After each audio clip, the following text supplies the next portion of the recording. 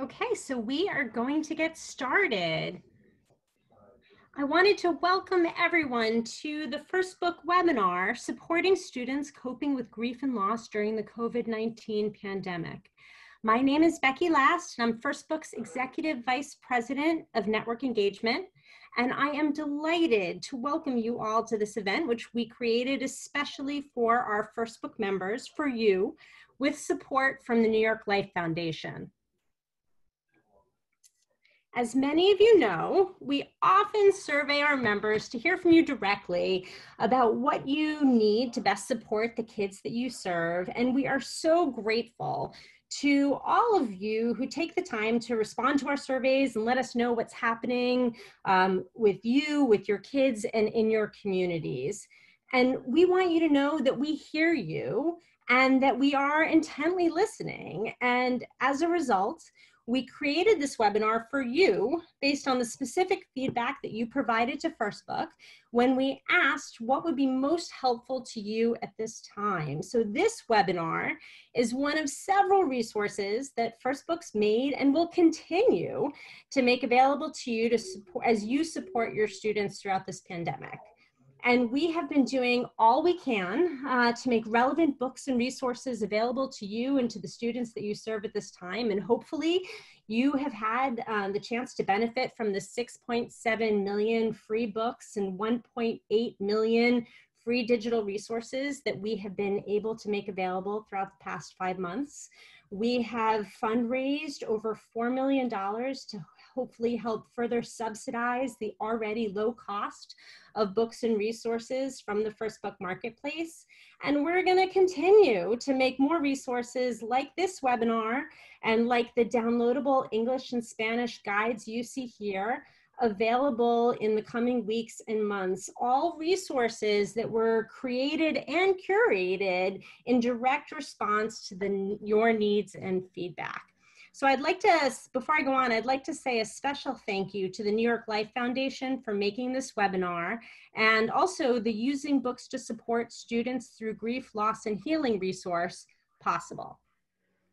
In terms of our agenda for today, we are going to begin with a brief overview of the COVID-19 survey results, a survey that we conducted at the end of April and early May of this year. And those results you're going to be walked through by Julianne Appleton, who is First Book's Director of Research and Insights. And I have to tell you that when you all fill out a First Book survey and spend time on those write-in answers, I want you to know that Jules personally reads each and every one of your responses. And so you're going to hear from Jules today. And then we are going to move into a presentation by Dr. David Schoenfeld, and then followed by his answering all of the questions, or many of the questions, as many as we can get to, that you submitted when you registered for this webinar. This part of the webinar is going to be led by Jenna Greenspan, who is First Book's Director of User Experience. And after the webinar, we have a surprise for you. We are going to be sharing a special funding opportunity made possible by our friends at the New York Life Foundation. So stick around. We will be sending out a recording to this webinar to everyone who registered later this week so that you can refer back to it if you'd like to. And that's pretty much it in terms of the welcome. We're so glad you all were able to join us and that you are here. And now I'm going to hand it over to Julianne to share what we heard from your feedback as part of the COVID-19 survey.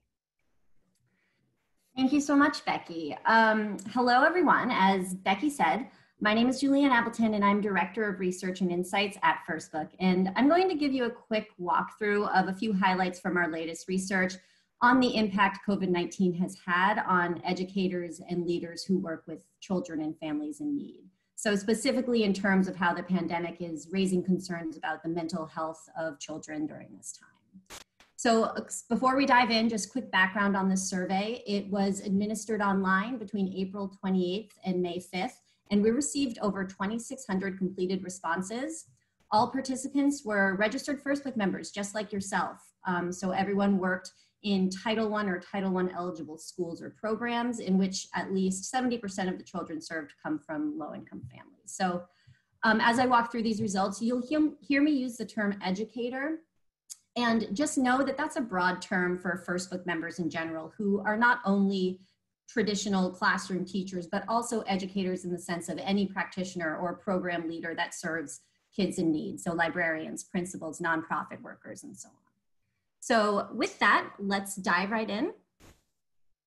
One of the first things we wanted to find out from our members through this survey is how their job roles have changed due to the pandemic. So specifically, were educators taking on new responsibilities during the pandemic that previously were not part of their job description? What's highlighted here on this slide is a selection of the services that showed a significant portion of respondents indicating that they are now offering these services when they previously were not. So if you pay attention to the blue bars on this graph, these blue bars indicate the respondents who did not offer these services prior to the pandemic, but have stepped up since to offer them. So you can see that nearly half, about 48% of respondents, have stepped up to offer other educational support outside of traditional daily curriculum or programming. And we've got 33% who have stepped up to provide support for children with special needs, and so on.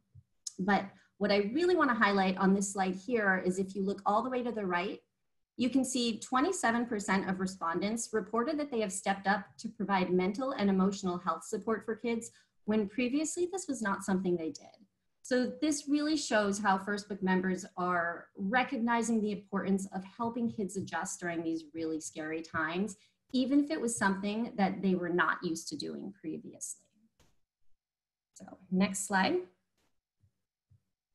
So after we got an idea for how First Book members are supporting children's mental health during quarantine, we wanted to ask about the future, about what concerns are weighing on their minds when they think about the return to classrooms or the return to new normal programming, whatever that new normal may look like. We asked them, when you think about beginning to work directly with kids and families again in the future, to what extent are you concerned about the following aspects of their health? So their mental and social emotional health, their cognitive and academic development, and their physical health. And what we learned is that educators' level of concern about kids' mental health in the future outweighs the level of concern for kids' physical health. So again, take a look at the blue bars, and the blue bars here indicate respondents who are extremely concerned about any of the following aspects of health: mental, cognitive, or physical. And then the red bars indicate those who said they were very concerned about these aspects of health. Looking at those two responses together, you can see that 91% of respondents are very or extremely concerned about the mental and social emotional health of kids upon returning to classrooms or programming in the future. And this is compared to 69% who indicate that they are very or extremely concerned about the physical health of the kids they serve upon returning. So a big difference there, with a real heavy emphasis on concern over the mental health of kids during this time. Next slide. So then lastly, we wanted to follow up with all those who indicated that there is some level of concern for the mental and emotional health of kids right now, and ask them to elaborate on what specific mental health concerns they had and what resources they wish they had access to help them be better prepared to guide kids through some of these new mental health challenges. And so this was an open-ended text response, so really members could write in whatever they wanted in response to this question. As Becky said, I read through all of them and kind of pulled out just the major themes that were common among every single member that answered. And that's what we've got here, and I'll walk through these real quickly. I heard a lot about the concern of a sense of hopelessness among kids right now, a lack of hope and a sense of hopelessness. There is a concern in general that feeling of hopelessness that this pandemic brings is going to have everlasting effects on these kids. And this is hopelessness about around illnesses impacting family members and loved ones close to kids, and even hopelessness and fear about illnesses impacting themselves. There's hopelessness about parents being indefinitely unemployed and the stress that that can put on kids. And then also hopelessness about the kids' own education and what the future, what even lies in the future for them. So a lot of educators really wondering how they can reinstate a sense of hope in these kids after such a scary and traumatic time. The next two major findings that I found throughout these responses kind of go hand in hand. So more specialists. There was a real call for there to be more available professional support staff, and that schools and organizations need to realize the importance of mental health and have trained professionals on hand to help children cope with these new feelings of grief and loss and trauma and the fear that they're experiencing. And even have professionals on hand to help the families with this and help the families help the children. And then even mental health professionals to help the educators themselves, the ones that work directly with the kids and families, because they're experiencing their own sense of mental health struggles during this time. And then along those lines, knowing that very many schools and organizations that our First Book members represent are not going to have the funding or the ability to bring on trained specialists. So then educators are calling for more training for themselves. More training is needed to prepare our educators and service providers with the tools that they need to guide kids through these mental health struggles that you know, anything that falls short of an actual specialist. So what can they take on? What learning can members like you take on to really just provide that support for kids in the best way possible? There was a big sense of increased trauma among kids. So we know children living in poverty already are experiencing the chronic trauma that comes from living in poverty. But on top of that, there's the trauma of these new and scary times, and how our educators going to be equipped to deal with that. There was a call for books in response to this as a resource. So books are seen as a critical resource right now and in the aftermath of COVID-19. So books that help support kids' mental and emotional health are really wanted right now. And that can be both books that just bring comfort and joy to kids and something normal, but also books that address what is happening right now in the world, the pandemic itself, and what are these new feelings of fear and these new experiences of possibly losing people and grieving people. How are there books out there that can help kids through this process? The sense of safety that is needed for kids to learn is also a major concern currently and in the future. So I'm sure you all know kids learn best when they feel safe and comfortable in their environment. So educators writing in just wondering, how can I provide that sense of safety or that feeling of safety for my kids, whether that's virtually or in the classroom or in the program?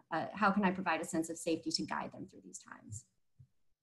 Of course, depression and grief and loss came up a lot. So depression among kids is commonly mentioned, both newly developed depression because of the isolation of this pandemic and the fears, but also worsened depression that existed before and is now just exacerbated.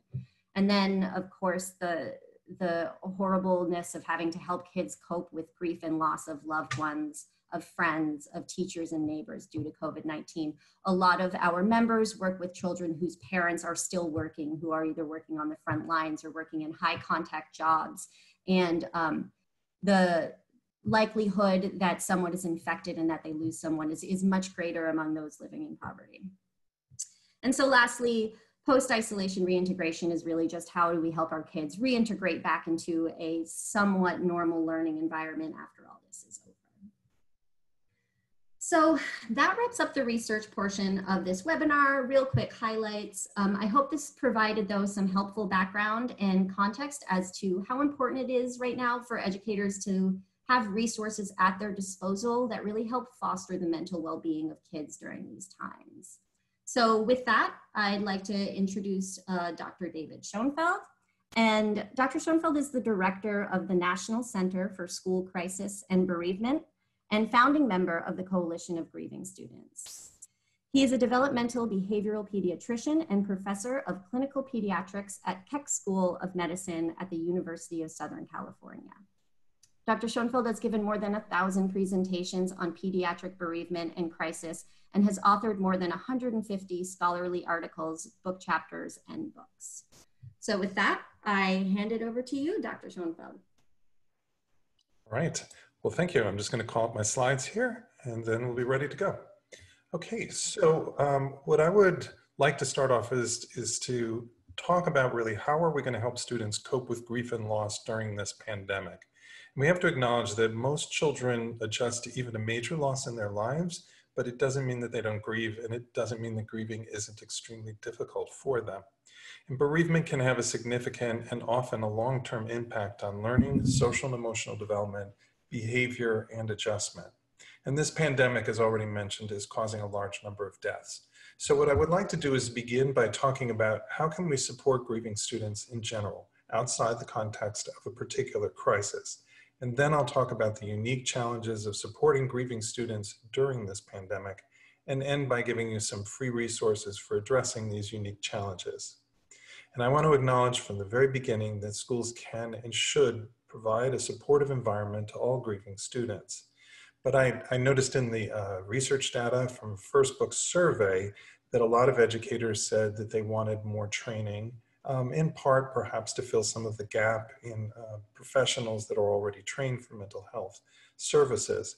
But I want to underscore that learning how to be supportive to a grieving student as a classroom educator doesn't mean that you have to be able to provide bereavement counseling. But rather, I think educators need to know how to be supportive and provide an empathic presence. So it doesn't require that they go beyond the skill set that I think educators should have day to day in order to provide this meaningful support. I was talking to one educator, and she talked about the fact that one of her students was out for a week when his mother was ill. And the teacher knew that the mother had been hospitalized and was seriously ill. Well, when the student came back to class at the end of that week, she found out that actually the mother had died, and she wasn't aware of that. So she, was very surprised by that, and then said to the student, "I'm so sorry, I had no idea this had happened." She gave him a hug. She started to talk about how she was there to support him, how difficult it must be. And the boy just looked at her and said, "Please don't do this." And so she said, "Okay. But, my door's open. It's always open for you. And when you do want to talk about it, I'm here. And there are others in the school that are here for you as well." Well, he didn't come to speak with her about his loss. But after about 2 weeks, he stopped by after school one day and just said, "Thank you." And she asked him, "What are you thanking me for?" And he said, "I just wanted to say thanks." And she said, "Okay, you're welcome. I don't actually know what I did, but you're welcome." And he looked at her and he said, "You were here and I didn't have to talk about it." So she said to me that she realized then that sometimes kids don't want to talk about it, but it's still important to acknowledge their loss and let them know that you're there to help them with whatever adjustment problems that might have for them. And the metaphor that she used, she said, it's like a dance. I'm going to take the first step forward, and if the student's ready and takes the next step, then we continue the dance. If not, that's okay. We can just stop and listen to the music together. And I think for many educators, that's what they're going to be doing when kids return to classrooms, whether that's in person or virtually. They're going to be listening to the music together. And that is an enormous support to kids. Now, first, what you need to do when somebody has experienced a loss is acknowledge it. And that teacher did that. She said, "I heard about, what happened. I'm sorry." But there's a common myth that talking to children about their loss is simply going to upset them. But when you ask children about how they're feeling after the death of someone they know, the upset that you see is not because of the question, but rather it's because of the loss. And so it's important that we do acknowledge that loss as the first step. But many children and their families may not even notify the school when the child has experienced a death, and many children and adolescents may not actually appear to be grieving when you do see them. And there are multiple reasons for this. One is that adults may unwittingly and unintentionally communicate to children from a very young age that death is not something that you openly discuss. If you imagine, let's say somebody's father has died and the mother sits down and explains to a young child what's happened, then the child says, "Well, I know that daddy's dead, but does that mean he won't be here for my birthday next week?" And as you can imagine, the mother would probably start crying at that point. Well, kids are very egocentric, and they may actually conclude that they caused their parent to cry by somehow misbehaving or being naughty. And many children then quickly turn around and say things like, "Don't worry, mommy, we're going to be okay.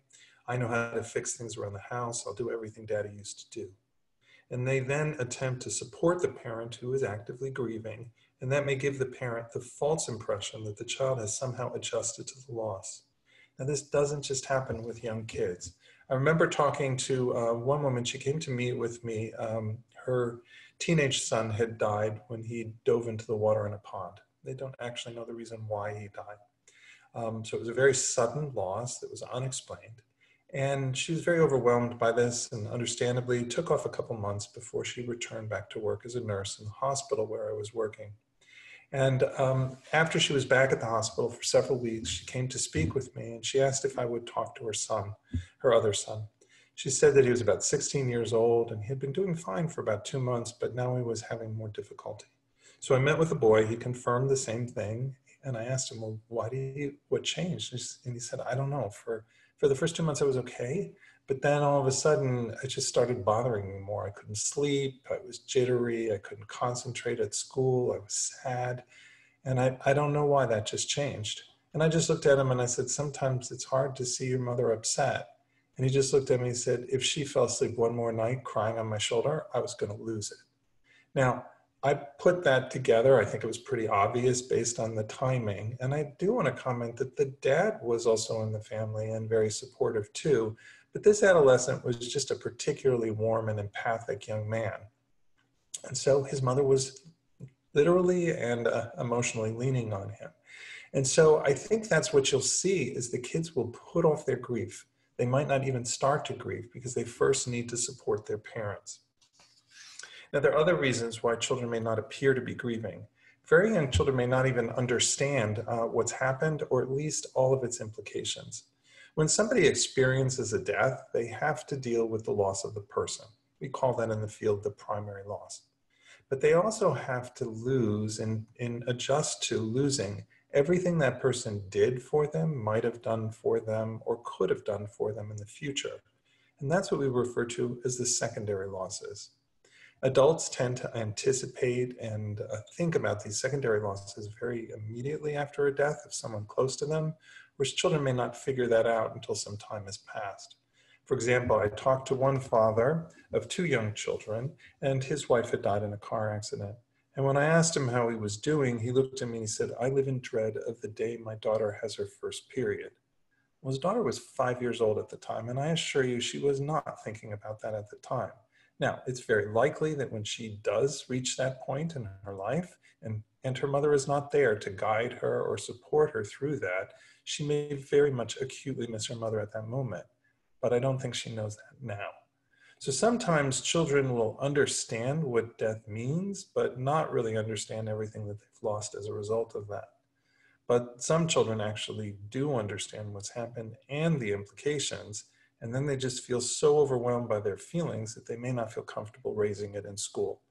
Even if they were able to go meet with someone privately in another office, they have to leave that office and go back to class, and they may not feel they can hold it together. So for some, they decide it's just safer not to bring it up and not deal with it in school. Children may also express their grief indirectly, either through their behavior or attempt to work their feelings out through play. This is particularly the case with young children. And there are a lot of games that actually have death as a central theme that children play. There's actually one game that is played in every culture in the world in the first year of life. And it's been said to be one of the first games about death that children will play. You've probably all played it as well. So if you think about it, when infants are first born, they don't seem to really understand that things exist when it's outside of view. So out of sight is literally out of sight is literally out of mind for these children. So when they're 1, 2, and 3 months of age. But then what happens is they develop what's called object permanence, sometimes in the second half of the first year of life. And once children develop object permanence, they seem to have internal mental representations of important people in their lives. That's why a 9-month-old, for example, who may have slept through the night well for the first 9 months, or at least for the prior 5 or 6 months, may all of a sudden start waking up in the middle of the night and crying until a parent comes back or guardian and is reunited, and then the kid calms down. And some of that is because they miss the person when they wake up in the middle of the night. They know they're not there and they worry they're gone, and they cry until they're reunited. Now, when children do that, then they're able to grieve, because if they lose someone in their life that's important, they can appreciate, at least at a basic level, that it's a permanent loss. And so at that point, when children are struggling to deal with permanent loss, is when they start to play peekaboo. And in that game, the child fixes their gaze on someone with high intentionality, and then there's separation as if the person has died. There's heightened concern and awareness, and then joy at reunion. And then they need to play it again and again, because they're trying to deal with the concept of loss of those that they care about. Now, you may say that that's not really a game about death, but most people don't realize that peekaboo translates literally from Old English to alive or dead. And that's actually what the game is about. Then it's hide and seek and other games that deal with loss. So children may work it out through their play. But children, adolescents, and even adults may also just simply choose to keep their losses private, because grief is a personal experience. I did a lot of work in New York City after 9/11, and there were a number of children who decided with their parents that they weren't going to notify the school that one of the parents had died in the World Trade Center attack, because the kids did not want to be identified as one of the 9/11 kids in the school. So there's lots of reasons why kids don't appear to be grieving and don't come forward with their grief. And in turn, many adults don't think they know what to say to make things better, and they're often afraid they're just going to say the wrong thing and unnecessarily upset children or make matters worse in some way. And then they often don't reach out to the kids in turn, even when they do know about a loss. So I often find it's helpful to review some well-intentioned comments that may actually not be the best thing for school professionals to share with grieving students. And I do want to say that I'm talking about things that you should consider. I'm not saying that they're all bad things to say. And I am talking about the specific context of you're a school professional and this is a student in the school. Not to be crass, it's really a situation where you are hired to take care of the kids' needs. When we're talking with our own children, our peers, our friends, then there's often mutual support, and we want the kids to also help us. But in these cases, when you're a school professional, it's really all about the child's context and what their personal experience is. So first off, don't try and cheer up survivors. Statements such as, "I know it hurts very much right now, but I know it's going to feel better within a short period of time," really tells children, please don't grieve. It's uncomfortable to watch. Instead, allow them their grief. Anything that begins with "at least" should probably be reconsidered, such as "at least he isn't in pain anymore," or "at least you still have your sister," or "at least you were able to spend some time before he died."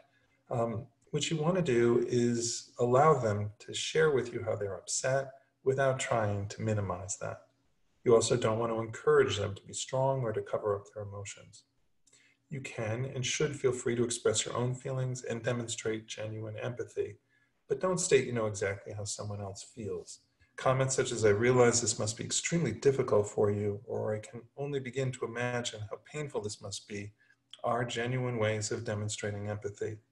But I would avoid statements such as "I know exactly what you're going through." You can't really know what someone else is going through. You should ask them what they're going through. You also don't want to say things like "you must be angry." Let the individual instead express his or her own feelings, and don't tell them how they ought to feel. It's also best to avoid comments such as "both my parents died when I was your age." When you share your personal loss experience in this way with a child who is acutely grieving, it likely sets up a comparison with the experience of the grieving student. And whenever you make such a comparison, in my opinion, there's really only about two ways it can go. Either you say something that pales in comparison. I did have one nurse tell a family that she understood what they were going through because her dog died that weekend. And they had just lost their child. And so they were very insulted by that comparison. But you can imagine the opposite can also occur. Children who experience the death of a grandparent, for example, and are then told by their teacher that both of the teacher's parents died, may actually feel that their loss is not as profound or important. And this may make grieving children feel that they need to, in some way, support their teacher. This is where I get back to, it's really all about the child's experience.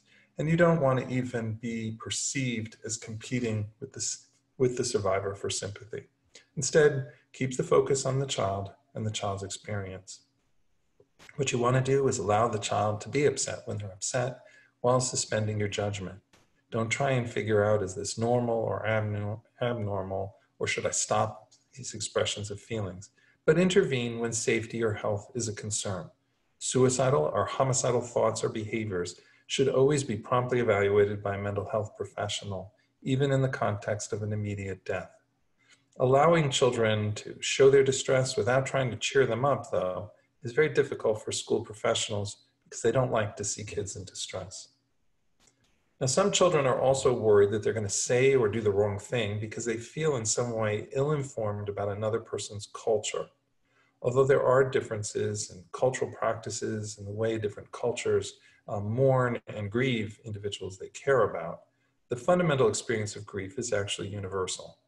When we recognize that there's a range of ways to experience and express grief, we can always explore ways to bridge cultural differences in order to help grieving children and families. I encourage you, ask questions when you're unsure what would be most helpful for a family or individual. The reality, though, is that assumptions may result in stereotypes that cloud our perceptions and actually make us miss opportunities to be helpful. If we try and learn facts about what we think each culture, race, ethnicity, or gender, how they grieve, and we apply that to someone that we don't know how they're grieving, we may actually miss the cues that they give us.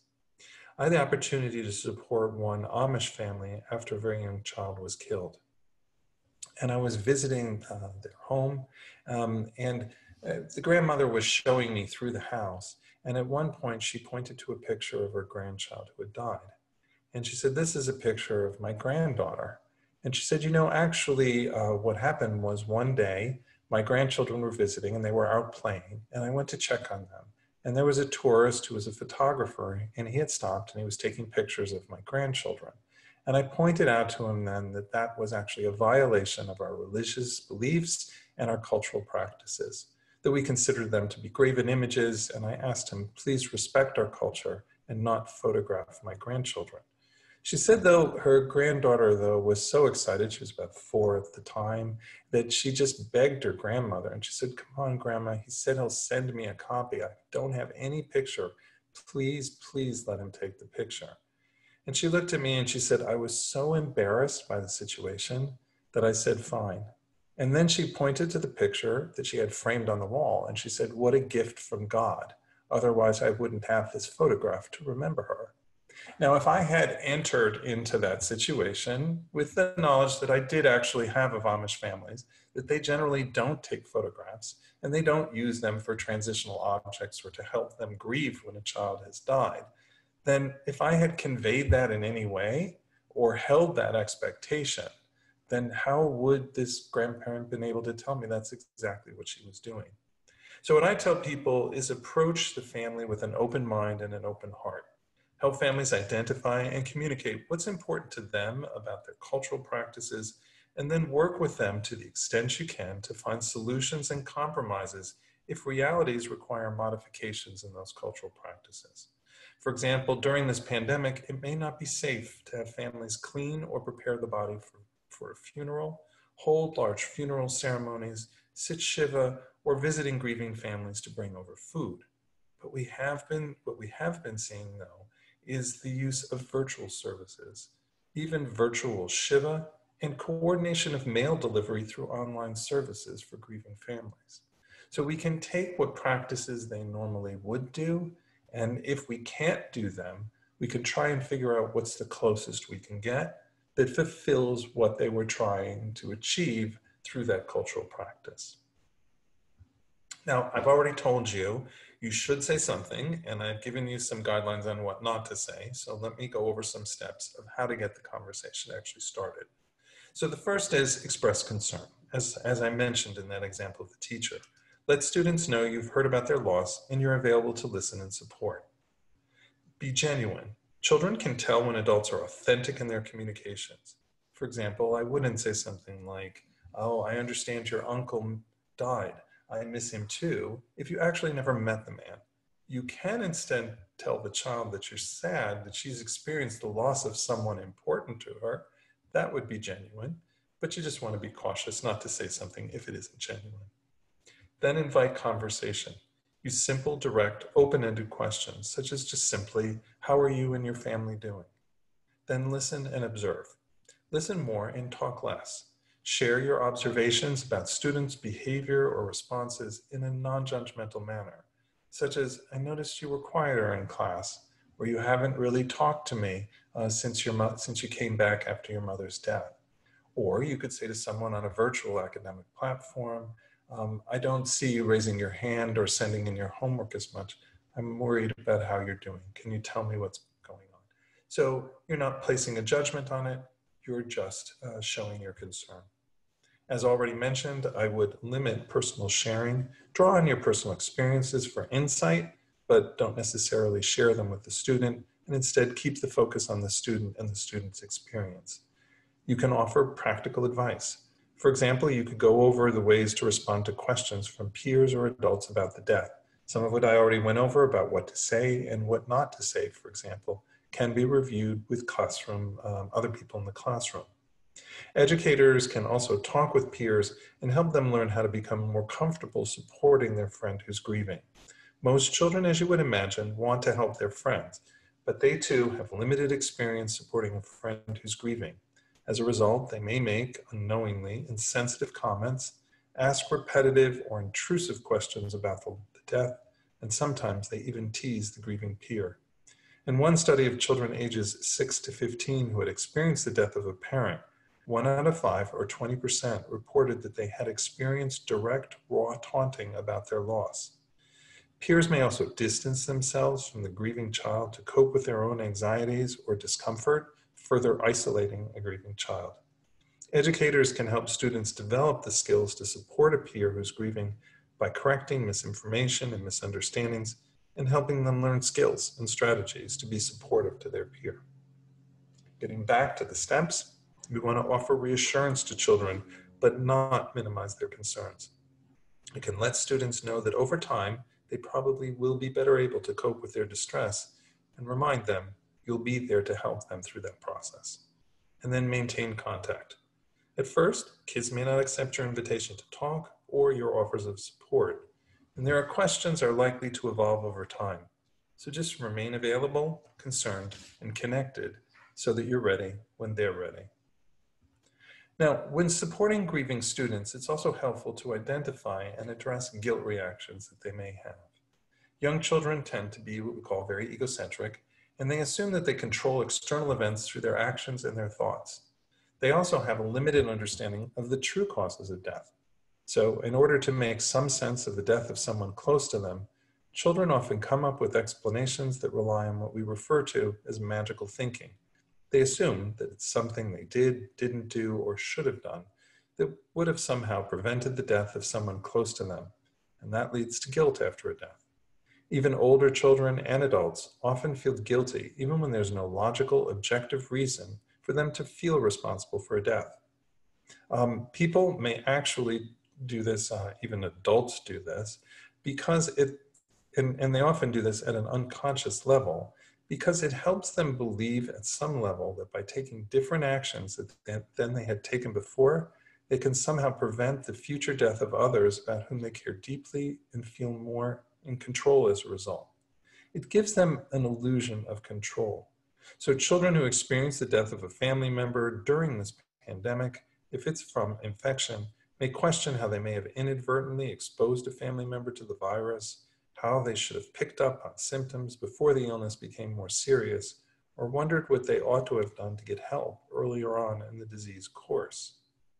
And this guilt, as I said, gives them an illusion of control, but it doesn't actually give them control. So the actions they take don't help prevent further problems, and it just means they have to deal with that guilt, which leads to problems with adjustment. And this guilt is extremely common also among adolescents and adults. So for these reasons, it's often helpful to reassure children and adults of their lack of responsibility for death, even when you wouldn't think they'd have any logical reason to feel guilty. I remember doing a presentation for an elementary school class. They were around 3rd and 4th graders at the time. And I actually just made the comment that, you know, when something bad happens, people feel badly. And when we feel badly, we often assume we did something bad. I explained to them that thoughts and feelings don't cause people to die, but that a lot of children do worry that they somehow contributed to the death. Well, this is about a 45-minute presentation, and afterwards the children wrote letters to me. They were about 7, 8-year-olds or 9-year-olds at the time. And the teacher, sent these letters to me, and I remember one of the letters from one of the girls in the class. She said, "Thank you for coming to my class and telling me what happens when someone dies. Now I know it's not my fault. My father killed himself." And then she wrote, "Have a happy Valentine's Day," and signed her name. Now, I'm not suggesting that my comments were sufficient to deal with the guilt that can happen when someone you love kills themselves, but it actually was enough for her to come forward and share some of those guilt feelings. And that's actually the first step to trying to recover and adjust to it. For guilt that persists, sometimes people try and argue there's no reason to feel guilty. And while you can explain that this is a common phenomenon, just because you feel guilty doesn't mean you are guilty, sometimes the best approach is really just to ask them whether they thought they did this on purpose. So far, I've never found anyone who said that they did feel that they intentionally killed someone. And then I ask them, well, if it was a mistake, what's it going to take before you can forgive yourself? And sometimes that's really the goal of support for children. I would say, though, if you have a student in your class who feels very guilty about the death of someone close to them, that's someone who you should bring in another mental health professional to talk with and provide the support. But that's often the strategy that they may use. Now, in terms of what you can do within the classroom, I do want to kind of underscore some of the academic accommodations that can be helpful for children. It's common for students to experience at least temporary academic challenges after the death of a family member or close friend. And quite honestly, you're going to see this from most students in the midst of a crisis such as this pandemic. Pre-existing learning challenges often become worse and new ones may develop. And that may be because of difficulty concentrating, because their sleep is disrupted, they're anxious or depressed. It may be because they have trouble learning, remembering, or applying concepts. There may be challenges with completing homework. They may have competing obligations. I've been talking to a lot of educators in the New York City area, for example, and they were telling me that some older students were actually out trying to earn more income when their parents were unemployed or underemployed, and they therefore didn't have time to do their homework. There also might be a lack of availability of parental assistance if the person who died would have helped them with their homework, or they now have more chores or responsibilities, or there's just a disrupted home environment. And they may actually learn the material, but still have trouble demonstrating their learning on tests. So it's important to offer academic support proactively to grieving students. Don't wait for students to begin demonstrating academic challenges, and certainly don't wait for academic challenges to become academic failure. Schools can and should be a source of valuable support to grieving or traumatized students, especially during a situation such as this pandemic. But if academic expectations even temporarily exceed students' capacity to learn, school becomes a source of additional distress instead of a source of support. We have to assist grieving students in identifying the level of academic work that feels appropriate and achievable. And I've listed a few helpful modifications to consider. You might want to change an assignment. For example, you might allow a student to work on a project with a partner rather than complete it on their own. But some kids actually find it hard to collaborate because of their distress and their discomfort when they're grieving, and they really would prefer to work alone and not work on a group project. You might suggest a student adapt a formal research paper into a more engaging assignment, such as an oral history project or a video project. But grieving students, when they feel self-conscious or awkward, may actually not want to stand in front of their class or be videotaped. And they may actually want to take an oral presentation and defer it and submit a written assignment instead. The point is not that there are particular types of assignment that work best for grieving children, but rather that grieving children may need different types of assignments. So make appropriate accommodations in that area. You might also change the focus or timing of a classroom lesson. So a literature class might choose a different book to discuss if the one originally scheduled describes a death similar to the one a student is currently grieving. A health class on the dangers of substance abuse might be postponed, or the grieving student excused if he just lost his sibling to a drug overdose. You also will want to think about rescheduling or adapting tests. Immediately after death, students might be exempted from some testing or given modifications such as testing alone in a quiet location and with extra time. Scores might be omitted or weighted less in determining final grades. Consider 504 plans or modifications in the student's IEP if a student is already receiving special education services. The goal is for educators to find a balance with the student and the student's family between maintaining reasonable expectations so the student stands a better chance of being able to progress when being promoted to the next grade, and also being able to provide the support and accommodations so students can thrive during this time period. What I wanted to turn to now is another issue that happens in classrooms, and that has to do with grief triggers in classroom settings. Grief triggers are sudden reminders of someone who died that can cause temporary but powerful emotional responses in children who are grieving. Grief triggers can be anything that reminds children of the person that died. It might be a song their mother used to sing, a country they visited on a vacation with their cousin before their cousin died that just is brought up in social studies, a poem in class that discusses in passing the friendship of siblings when a sibling has died, or just a simple reminder by the teacher for students to talk to their parents about something. These are hard to predict, and they often catch children off guard as a result and may make them feel emotionally very vulnerable. You know, I interviewed one student, she was a high school student, and I asked her about grief triggers. She told me that she was in biology class one day when they were talking about the circulatory system, and the teacher asked a question about aneurysms and blood vessels. And so she raised her hand and volunteered what an aneurysm was. And then the teacher gave her a follow-up question she didn't anticipate. And the question was, what can happen to someone if they have an aneurysm? So at that point, the girl said, well, you know, if the aneurysm is in a blood vessel in a vital organ like the brain, if the aneurysm ruptures, the person can die from that. And then the girl looked at me and she said, you know, it's kind of ironic. Teacher can ask something that means so little to her and not realize how much it means to me. Her father had died from a ruptured brain aneurysm. And so that question was actually very difficult for her. But I will tell you, the way she answered it to me and explained it, she didn't show any distress. And I'm sure the teacher actually didn't have any knowledge that that had been a problem. So then I asked the girl, you know, has that ever happened to you again?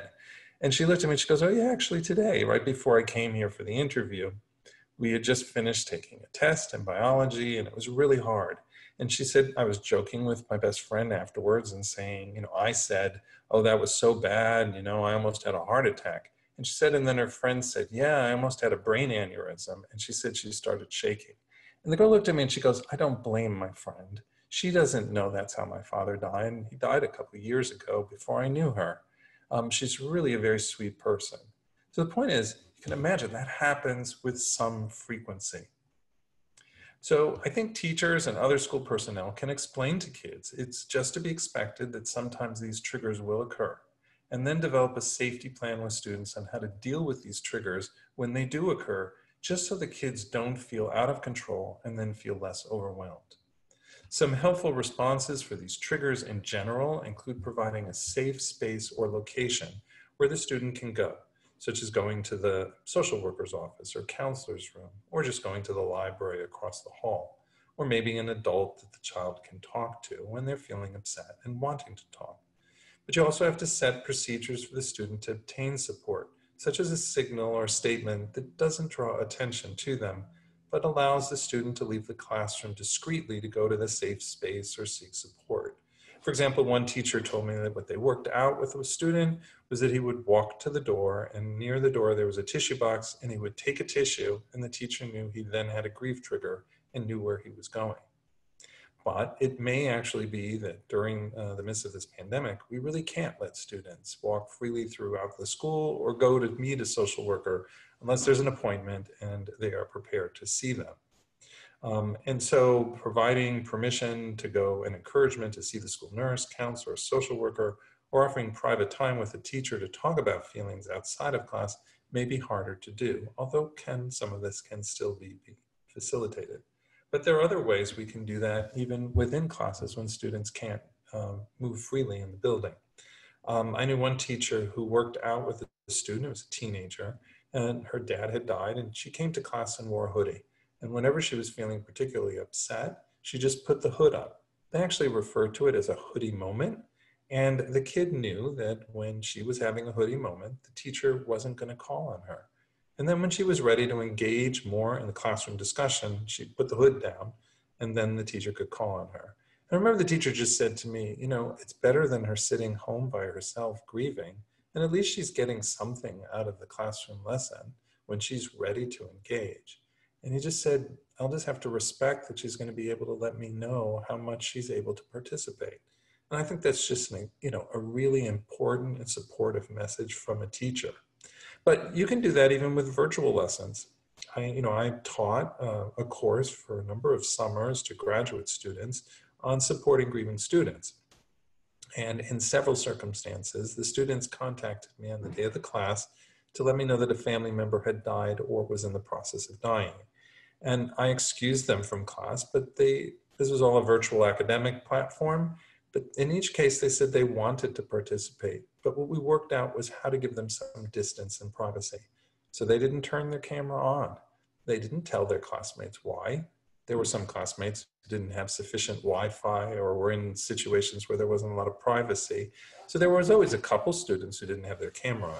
But that meant that they wouldn't be seen if they started to get tearful, and they could also step away from the camera if they just needed some time away. Staff can also work with children and families to some degree anticipate and minimize likely grief triggers. So for example, if you were going to do a Father's Day activity, you might introduce to the students something to the effect of, we're going to be writing poems today for Father's Day. Some of you, though, may not have a father who's alive or currently living with you. You can still focus on your memories of your dad, or you can choose to focus on another important male in your life, someone who cares for you and has provided support. And that way we can all do this activity. It's a simple introduction. It shows a lot of respect and a recognition of the fact that not only may children have a parent who has died, but they may also not know who their father is or have a father who's deployed, incarcerated, no longer living with the family, or otherwise absent or distant. And they may not wish to focus on that for that particular activity. Now, what I've gone through is what I would refer to as just general considerations about how you support grieving students. And I want to just briefly go over some of the unique challenges of supporting grieving students during the pandemic, and then turn to some free resources from the Coalition to Support Grieving Students that address these challenges. Now, after the death of someone close, children often become more concerned about their health and that of others they care about, even when the death happens outside of a pandemic. But in the setting of a pandemic, there's already such high concerns about personal health and those of others. So the ability to just reassure children that others close to them are actually healthy and not at much risk of dying becomes obviously more challenging, even if the initial death was completely unrelated to the pandemic or even unrelated to an infectious disease. So it becomes important to help children deal with their fears and concerns about the pandemic, in addition to any grief they may be experiencing after a personal loss.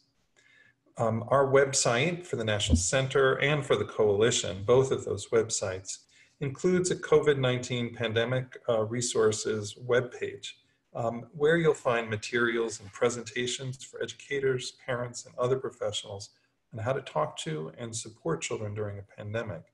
And that information will help address to some degree the anxiety children have about the pandemic.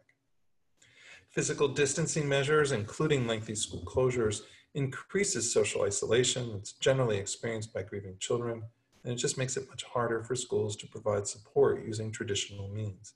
And this is certainly true, and I've been seeing that. But it's also true that schools often provide meaningful support to grieving students, even when deaths occur during summer vacation and holiday breaks, using phone, email, and the internet. And to be honest, the support we provide to parents and guardians and other family members is generally not provided in person, even outside the context of a pandemic. And these same strategies can be used during a pandemic when school closures are required, and they're outlined in the Coalition materials that I'm going to refer you to. Many children's bereavement programs across the country are also quickly adapting to the pandemic by providing virtual groups and/or individual support. And you can contact the organization in your own area to see how they can assist. You can check, if you're not familiar with the local bereavement centers or programs or camps, the National Bereavement Resource Guide that was compiled by New York Life and Aluna. You'll find a list of bereavement organizations in your state, broken down by community, where you can identify the local support for bereaved children and their families. The next point was that secondary losses, which I already mentioned, become even more of an issue during a pandemic. After the death of someone close, I mentioned you have to cope not only with the loss of the person, but also everything that person did or could have done. And during a pandemic that requires physical distancing and school closures, the magnitude and importance of these secondary losses may actually be accentuated. Families may find significant challenges in meeting even basic needs, such as food, preparing meals, or providing supervision. And whenever there's particularly the death of a parent. And when I say parent, I do want to emphasize it's parent, guardian, grandparent, aunt, uncle, any adult who provides ongoing support to children within the home setting. And then when one of them dies, it really places a burden on those who remain and makes it hard for them to provide the support during a pandemic.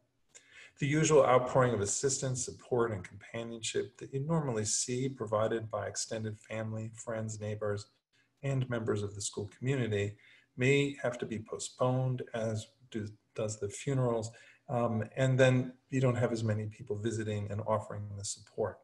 And we have some material in the coalition website on what's referred to as secondary losses. Family members may also be overwhelmed by the pandemic in addition to their own grief. So not only might not extended family members come and visit, but they may be so worried about their own health and others they care about, or the financial implications, or just practical concerns I've already mentioned, that they won't even reach out from remotely to provide the support. And the role of school professionals becomes even more important, and meeting those basic needs may be the most important first step for their mental health services in the middle of a crisis. And some children's grief may not actually be related to a loss from death. For some children who don't experience the death of someone they know, they may still have to cope with separation from loved ones due to quarantine, travel restrictions, or just rules that don't let them visit older relatives or friends. They may also grieve their inability to celebrate their graduation, birthday, or special holidays. And transitions, such as in particular from high school to college, may be particularly challenging during the pandemic. And on the website for the coalition, there we have a guidance document that addresses these other losses, which are just referred to as ambiguous loss. We also do have material talking about coordinating services and supporting transitions. And then the last point that I wanted to make before I just share with you the resources and open this to questions is that supporting grieving students can be difficult in the best of times, and this is not the best of times. It's a particularly difficult but critical time to maintain your professional self-care. But some of the ways that school professionals meet their self-care needs is through the community of professionals within the school, and they don't get together with them when they're physically distancing. The impact of this pandemic may be much longer than perhaps most of us are even prepared to accept or acknowledge. And it's critical, therefore, to start investing in professional self-care now. And we have a module on professional self-care that discusses some of these strategies. Now, where can you find this information? Well, I'm going to show you how you can get to the website for the Coalition to Support Grieving Students, but I first wanted to introduce this coalition. This is a unique collaboration of the leading professional organizations representing classroom educators, principals, assistant principals, superintendents, and other school administrators, and school mental health and support professionals. You'll see that the 10 founding members include the 2 major teachers unions, AFT and NEA, the School Superintendents Association, and organizations representing school principals and other school administrators, and the major organizations representing school nurses, school social workers, school psychologists, and school counselors. And the New York Life Foundation and the National Center for School Crisis and Bereavement that I direct are actually the lead founding members that helped to bring this group together. We launched a website and free materials back about 6 years ago, and since that time, many others have asked and joined the coalition. At this point, we have approximately 100 members now in the coalition. And as I mentioned, the coalition created a free school practitioner-oriented website, which you'll find at grievingstudents.org. There you'll find over 20 video-based training modules and that are only 10 to 15 minutes in length. They're grouped into 6 sections, and I'm not going over them, but each section has about 2 to 4 video modules, each that have a handout that summarizes the major points, and they fall into the areas listed on this slide. There also is, in addition to the video modules and the print materials that I mentioned, the website has selected other resources. There are additional modules, for example, focusing on line of duty deaths of police or military. There are guidance documents and step-by-step guides on what to do that then when there's been a death of a student or staff, whether from all causes or from suicide. There are teacher training modules that can be used for professional development, family and school staff booklets, articles, and online resources. And I'll just point you to one booklet, After a Loved One Dies, that can be downloaded in PDF format, now 3 languages, but we're working towards increasing the number of those languages. But you can also order them for free in print format in English or Spanish. And even the shipping and handling is free of charge, thanks to the support from the New York Life Foundation. And schools that want to get these materials and others can go to the New York Life Foundation's website as well. All of these are free materials that are available. And then you can become a grief-sensitive school. And a grief-sensitive school is an accredited K-12 public or private institution that commits to helping provide a supportive environment for students who have experienced the death of a loved one. To be part of this initiative, schools are invited to pledge to foster a more supportive environment for those grieving in the school community by providing specific professional learning opportunities, generally on an annual basis, sharing information with the school community about the resources at grievingstudents.org, such as posting the link on their website, increase awareness of the issue of grief at schools, such as informing the parent organization and displaying a claim that just says you are a grief-sensitive school, and then looking at relevant school policies and procedures to make sure they attend to the needs of grieving students.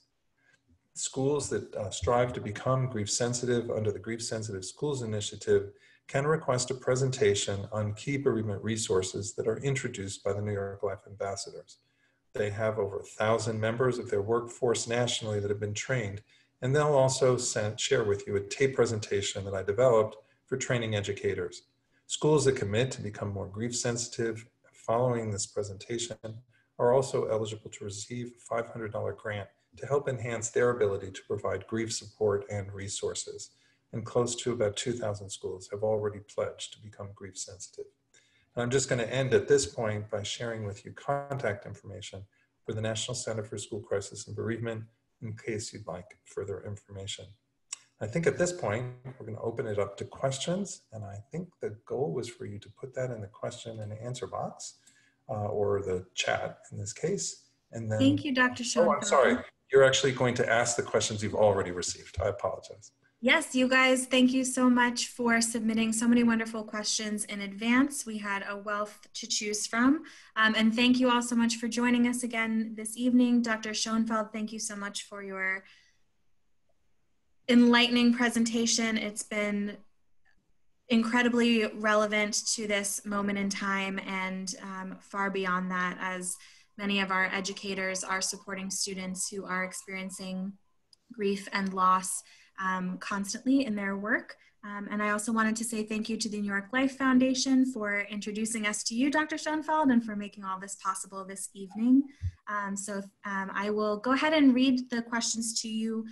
The first one I'd like to start with is, you talked a lot about how kids might not be showing that they're grieving, but a lot of the educators wanted to know, what are some signs that they should be looking out for? And how will they know as educators how those grief triggers might look? And then at what point would it be appropriate for them to seek additional support from a guidance counselor or a social worker or another staff member that might have more specific training? Sure. So there are lots of different signs that you may see that children are having adjustment difficulties, whether it's from grief or whether it's from trauma, crisis, other types of loss, etc. I do want to say that probably the most common symptom is nothing. And so if you have a student who's had a very significant personal loss, let's say the death of a parent, death of a sibling, or death associated with suicide or violence, in those situations, I think it's probably always a good idea to touch base with the student and the student's family, and to ask to speak, suggest they speak to a counselor, their pediatrician, consider one of the bereavement support groups in the community, or if you have them in your school. But what you might see is a student who starts to do more poorly in their academic work, participates less, seems tearful or sad, seems anxious or worried, is not attending class regularly, or is in class but not participating to the same degree, or not completing homework. You may also see that they may be angry, they may be more disruptive, they may not be paying attention as well, they may be fidgeting. So really, all of these are fairly diffuse signs they're non-specific signs of distress. So kids may not sleep, for example, well, because they've had concerns about a parent that's died, but it also could be because of a traumatic experience, because of depression, because of anxiety. But I think the main thing is if kids not doing as well, then you want to get them some help to do better. And I think if they've experienced a significant loss, it's generally helpful that they talk with someone about it. Again, that might be the school counselor, but it also could be the pediatrician or bereavement support group. Thank you. Next, since so many programs in schools are serving kids virtually now rather than in person, you touched a bit on how perhaps different cultural rituals associated with mourning or death have been adapted to the social distancing or just the new reality in this moment. What are some ways that these techniques can be adjusted to provide support either virtually or from a distance, more on that teacher to student level? Well, first off, I think that the main thing that we hear from kids is they want acknowledgement. I remember taking care of one adolescent. His mother had died after a long illness, and he was coming to me for some bereavement counseling. And at one point he just said to me, my teachers they don't even talk about it. They act like nothing's happened. And I asked him, well, what do you want them to do? And he said, I don't know. And I said, well, do you want them to talk to you about your feelings? And he said, oh, a couple maybe, but the rest of them, no, I do not want to discuss it with them. I said, okay, do you want them to adjust your homework or testing schedule? And he said, no, I should be held to the same expectations I was held and everyone else is. And so I said, well, what do you want them to do? And he just looked at me and he goes, I don't know what they should do, but they should do something. I lost the person I care about most in my life, and they act like nothing happened. So a lot of it is just, it's not that you have to do something fancy or involved. You just have to tell them that you understand that this is difficult and you're there for them and you care about them. Now, we do have some guidelines which I hope to have posted within the next couple days on the COVID-19 Pandemic Response Resource website that goes over, for example, virtual memorials and what are some of the policies and procedures that schools should think about if they're going to use websites to be able to do some of the commemoration. And so that it's been written, we just are finishing the final review and then we'll have that posted. So I would expect by Friday that it would be up, or at least Monday next week. And just to remind people, if you go to our website, I didn't point this out well, whether it's the National Center or the Coalition website, you will see, I'm not sure, I'm sorry, it's not showing up on the screenshot, but there is a banner at the top that just says COVID-19 resources. And you just click on that. That's going to take you to all the things that I just went over with you. And that's where we will place that guidance when it's ready. Thank you so much. And this is also probably just asking you to point us a little more narrowly in the direction of one of the many, many resources that you've already mentioned. A lot of folks were asking, what is the best way to approach talking about the pandemic, talking about death with children at an age-appropriate level? So, a lot of the questions were, how young is too young for this concept, or how mature can the can the conversations be? What's appropriate with older students in middle school or high school? Are any of these resources in particular helpful for breaking that down to an age level? Sure. So first off, in terms of what's too young, I don't think kids are ever too young to talk about this. That's why I spend as much time as I did on Peekaboo, because kids are asking about it from a very young age. And we just don't want to believe that that's what's happening. So we deny it. Most people don't even know what Peekaboo stands for. But the kids know what they're talking about. I remember having a friend that I went to school with as a child, and she was visiting, and she mentioned to me she had a child that was like 2 years old. And she said, oh, you know, the other day we were walking down the street and he found a frog that a car had driven over. And he said, Mommy, Froggy dead. And I said, well, what did you say? And she said, no, I looked at him and I said, Froggy's not dead, dear. He's just asleep. And I thought, do you ever want your kid to fall back asleep again? And I looked at her and I said, and my research, by the way, was on young children's conceptual understanding of deaths, and she knew that. So I said, well, what did your kid say? She said, for some reason, he kept saying, Mommy, Froggy not sleep, Froggy dead. So kids get this. And we can explain it to them at very young ages and in the preschool age period. Most children learn the concepts of death by 5 to 7 years, and those who experience loss learn it at a much younger age. So there is a module on the website on called Concepts of Death, and it goes over what do kids need to understand and how can you explain it to very young children. What I would say in general is that the best thing to start with is just by asking children what they already know, and then make sure that they don't have a misunderstanding that frightens them or makes them not know how to deal with it, and then take it from there. And how much information you provide will be based on the questions that you get from children. When there's been a pandemic or crisis of any nature, it's good to explain to children in simple terms the factual information that helps them feel they have an understanding of what's going on. You don't need to give them a lot of detail. You don't need graphic details. They don't need to know the death count. They just need to understand why people are worried and what they should do to stay as safe as possible. And we actually have taped presentations on the website that are geared not only to educators and school mental health professionals, but also to parents on how you can talk to your children about this and help them understand it. And then we do have there's a presentation that I prepared for students, older students, to be able to provide support to their peers. And that one's not up on the website yet, but we have it being reviewed by several of the largest school districts across the country. And if they find it useful, I just sent it to one of the largest school districts in the country today. If they feel it's useful, we'll load that onto our website as well.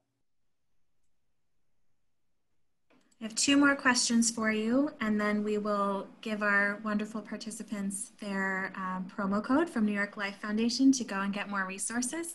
But just 2 more questions I want to make sure we get to before we wrap up.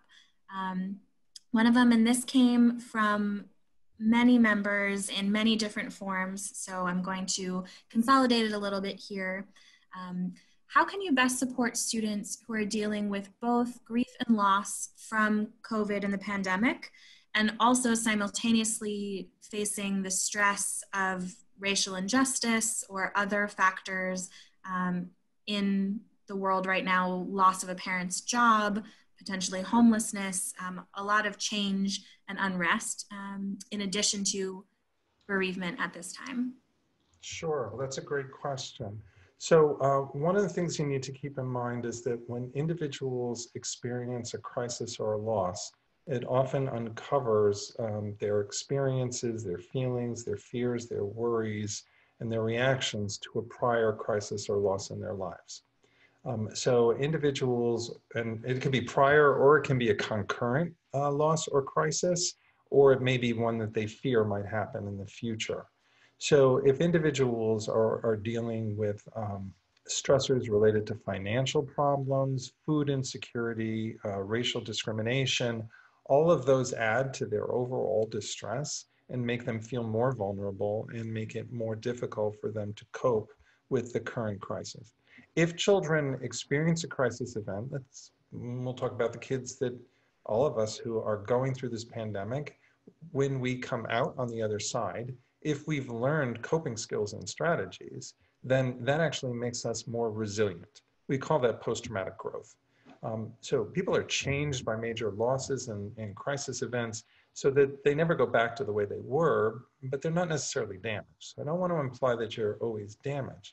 But if children are experiencing unaccommodated crises and losses, you know, they're continuing to have racial discrimination and it just seems like it's getting worse and it's not getting better, then they're probably not more resilient at that point. They are more in distress.